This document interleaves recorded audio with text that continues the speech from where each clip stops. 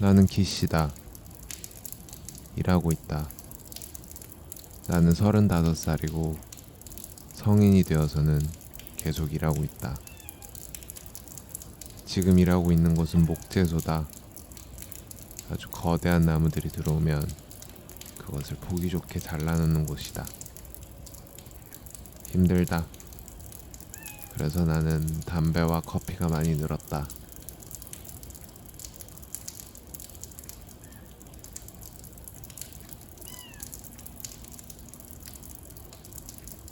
앞으로 나의 일상을 담을 것이다.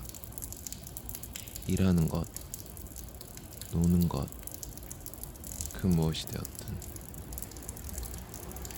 언제까지 하게 될지는 모르겠지만 꽤 볼만하지 않을까 해서 시작해본다.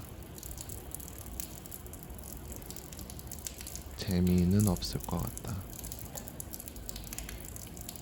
키스 라이프, 기씨의 삶. 나는 경북 경산이라는 곳에서 자랐고 서울에서 10년을 살았으며 그리고 이곳 강원도 동해로 넘어온 지 4년 차다. 바다가 있고 집값이 싸서 단번에 내린 결정이었다. 처음 1년은 정말 좋았다. 하지만 해를 거듭할수록 나는 조금씩 지쳐가는 것 같다. 아직 자리 잡지 못한 30대 중반의 불안이 갈수록 커진다. 동해에 와서는 대부분 힘을 써야 하는 일을 했다. 처음엔 택배 상하차 일을 했고 잠시 고성으로 넘어가 힙한 공간에서 힙한 사람이 되어보려도 했다. 고성으로의 출퇴근이 힘들어 동해의 유명 레스토랑에서 일했고 건설 노동자로 일하다 지금 이 공장에서 1년째 일하고 있다. 그리고 난 퇴사를 준비하고 있다. 일이 고되기에 여기는 간식을 꼬박꼬박 챙겨준다. 가끔 사무장님이 깜빡하고 간식을 사오지 않으면 직원들은 아주 크게 화를 낸다. 여기는 식당이며 직원 휴게실이다. 나무가 많아서 화목난로를 뗀다.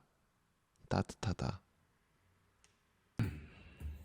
이 공장의 최고 연장자 배씨 혹은 배씨 아저씨라 불린다. 70대로 추정. 내 아버지 뻘이다. 쉬는 시간이면 늘 저 쇼파와 한 몸이 된다. 덕분에 다른 직원 누구도 저 쇼파를 사용하지 않는다. 이 공장에서 가장 오래 일했다. 어르신 중에서는 보기 드물게 스마트폰 중독이다. 70대지만 정정하다. 앞으로 몇 년은 더 일하실 것 같다. 배씨는 정말 건강히 오래 살 것 같다. 스트레스라는 것을 모르는 사람, 근심이 없는 사람, 그것이 건강의 비결이 아닐까? 빵을 정말 좋아한다. 여기는 내가 동해에 와서 처음으로 얻은 집이다. 경기도에서 중고차 사업을 하는 사람이 다 쓰러져가는 집을 경매로 넘겨받아 리모델링했다. 전세 5천. 서울에서 전세 5천이면 지하나 옥상에 단칸방밖에 구할 수 없다. 서울에서 반지하, 옥탑을 전전하다가 단독주택에 들어온 것이다. 처음 이 집에 들어왔을 때는 정말 깨끗했다. 방이 3개에 마당도 있다. 달동네 같은 곳이지만 그만큼 뷰가 좋다. 그것만으로 난 세상을 다 가진 듯 행복했다. 서울에서 벗어나니 바다가 있고 좋은 집이 있었던 것이다. 그런데 문제가 생겼다. 비가 오니 천장에 물이 고이기 시작했고 이윽고 그것은 벽지를 뚫고 새기 시작했다. 북향에 해가 잘 들지 않는 음지에 위치한 데다 비가 새기 시작한 것이다. 집은 더더욱 습해졌고 집안의 물건과 벽 그리고 그 안의 생명체들은 서서히 녹이 슬었다.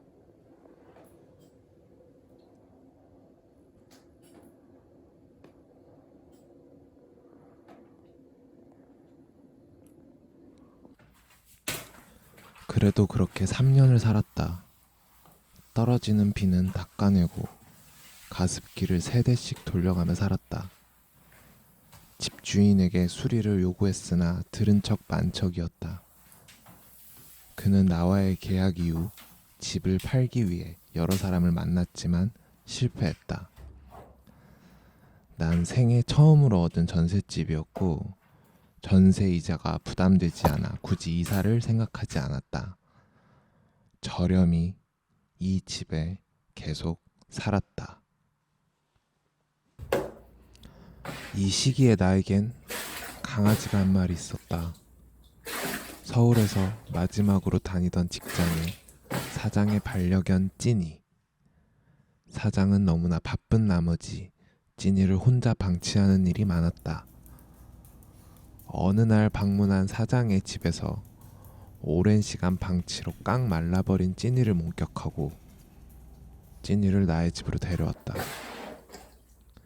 사장에게 그랬던 이야기를 하니 고맙다 라고 말하며 찐이가 사용하던 물건들을 챙겨줬다. 얼떨결에 내가 보호자가 된 것이다. 그 이후 난 퇴사를 했고 동해에 놀러 왔다가 이곳에 정착하게 됐다. 모든 것이 운명의 톱니바퀴인가. 삶이 참 재밌다고 생각했다. 찐이와 함께 살기 너무 좋은 곳이었다. 그렇게 동해살이가 시작됐다.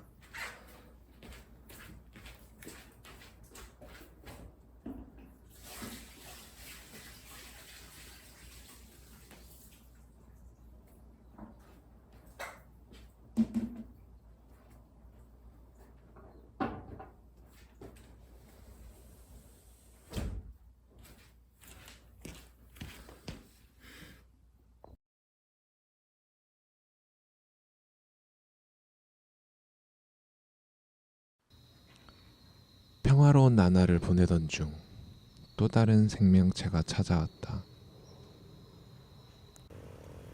고양이다.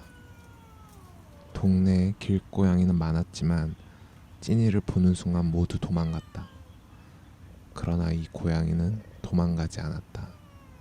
그러니 찐이도 황당해했다. 내가 찐이를 집 안으로 부르니 이 고양이가 우리 집에 쑥 들어왔다. 한적한 가을날에 찾아온 고양이. 난 이 녀석을 가을이라 부르기로 했다. 고양이는 뭘 먹여야 할지 몰라서 편의점에 고양이가 그려진 참치캔을 사다 먹였다. 배가 고팠는지 아주 야무지게 먹는다. 찐이가 경계해도 아랑곳하지 않는다. 그렇게 식구가 하나 더 늘었다.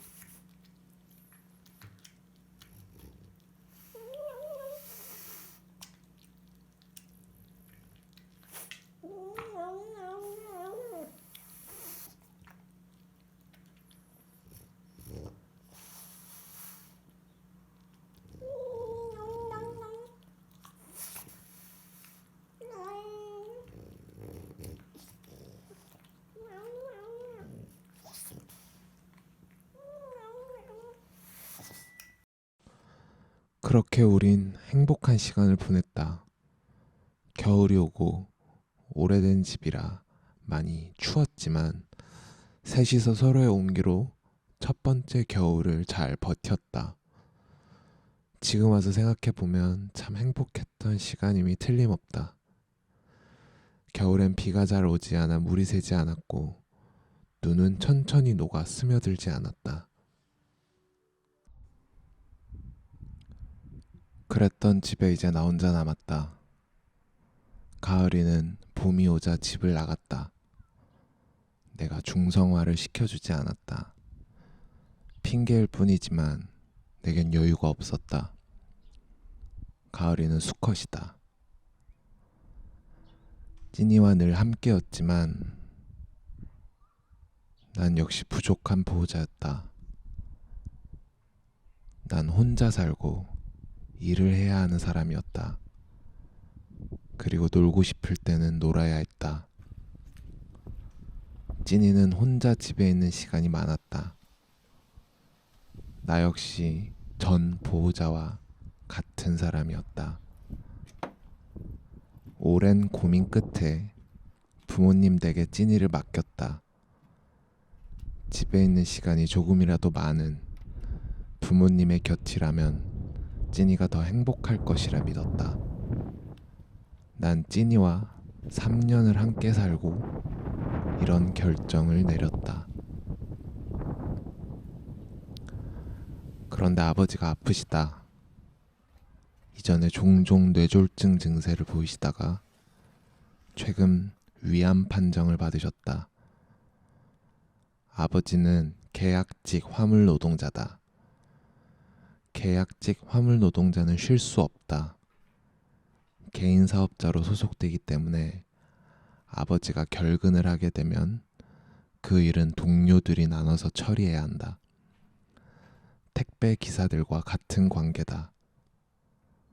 아버지가 병원에 입원하게 되면서 회사 입장이 곤란해졌다.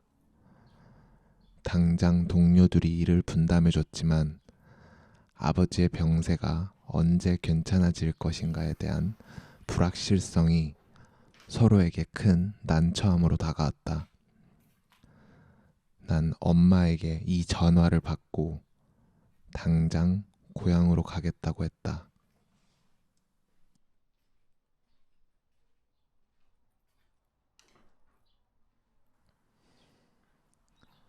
통화를 마치고 단 이틀 만에 집을 비웠다. 동해 시내에 있는 내가 운영하는 스튜디오에 모든 짐을 옮겼다. 재밌는 것은 난 이미 목재소에 퇴사 통보를 한 상태였다. 1년간 그곳에 일하면서 난 많이 지쳐 있었다. 일을 그만두고 일용직을 알아볼 생각이었다. 잘된 일이라 생각했다. 내가 본가로 가게 되면 찐이를 다시 만날 수 있다. 아버지의 일을 내가 대신하면 일자리가 해결되며 부모님을 도울 수 있다. 운명의 수레가 다시 돌아가기 시작한다.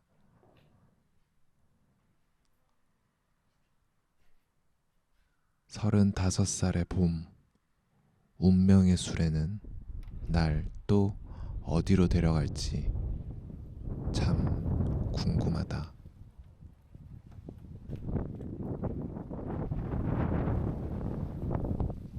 아, 찐이의 소식을 들었다.